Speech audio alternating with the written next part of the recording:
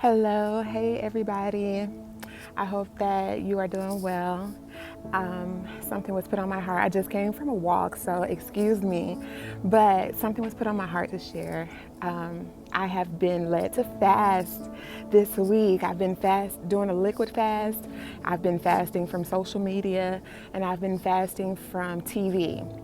And that was just what I was led to fast from. But this is all new for me because I've never been someone to fast. I've never felt convicted to fast. I've never felt the discipline like I had it in me to do.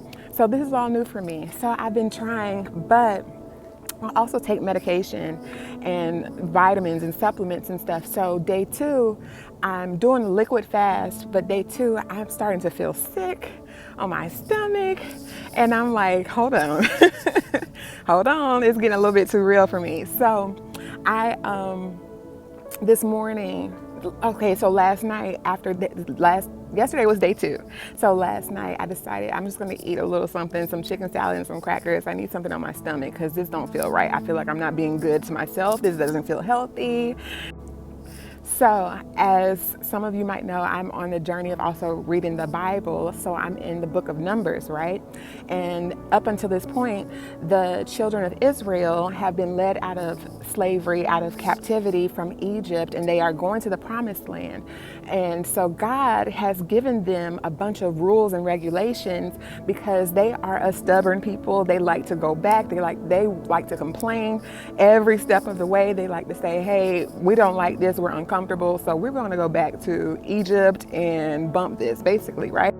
So God gives them a lot of commandments, a lot of things that they have to do, stick by. Like he's really strict on them because he has to give them discipline. And so he calls a lot of things unclean, like a woman with the issue of blood, for example, blind people, deaf people. If you touch someone who is dead, you're considered to be unclean, which is a word because Jesus came back specifically for those people. However, I digress. So if you touch someone who is dead, you're considered ceremonially unclean. And it's just so funny how I'm reading this, but it's also aligning with my life because I feel like I'm in this wilderness and I feel like God is teaching me discipline. God is teaching me, okay, you've been so wild in the past. I have to be really strict on you, and we have to get into this place of discipline and obedience. And so that's what I'm striving for. However, I'm feeling like I'm about to pass out. So this is the thing. So with the children of Israel, they have all of these rules and regulations, right? And so they're celebrating Passover in the first month of the year. They're celebrating Passover, but somebody accidentally touches a dead person, and they're like, are we to continue the Passover celebration or what? Because we don't want to disobey, which really speaks a lot to the transformation that happened with these people because, like I said, they were really stubborn and rebellious and disobedient, but they were wanting to please God. And so they were like, we accidentally did something that we were not supposed to do. We are technically considered to be unclean. What is God going to do with us now? And I'm like side-eyeing because up until this point, God is like, really fed up with these people. Like he's really like this close to destroying them and taking them out because they keep messing up. So Moses goes to God and Moses is like, okay, what do you want the people to do? Because you already said what we're supposed to do. You already said that they are considered to be unclean. However, we're in the middle of Passover. So what do you want us to do? And God says, you know what? They can still participate in Passover, but it's going to be, instead of the first month of the year, it's going to be the second month of the year. And I know this is a really subtle message, but it spoke a lot to me because a lot of times we are so caught up with being perfect, but as long as our hearts are in the right place, as long as we are seeking God and we're trying, God is a God who can make accommodations. God is a God who can see okay, I see where you are and I see what you're trying to be. I see that you're trying to follow my commandments. I see that you're trying to be obedient. So I'm going to meet you where you are and pull you up higher.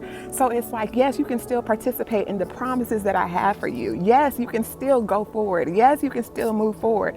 Don't let those little setbacks that happen stop you from where we're going, from all the progress that you're making.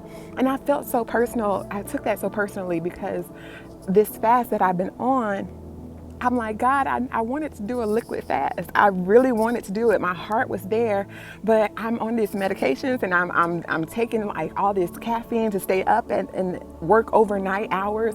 So I'm like, I don't know how I can do just liquids at this point. So maybe just one meal in the evening. I hope that that's okay. And for me to read that passage today about how he will accommodate you. He will still accommodate you if your heart is there. He doesn't look for perfection. He looks for the posture and the position of your heart. So let that be an encouragement that you don't have to be perfect in order to seek God, in order to be in his will, in order for God to use you and lead you and be with you. He still can use you. So go for it. Be blessed. Love you.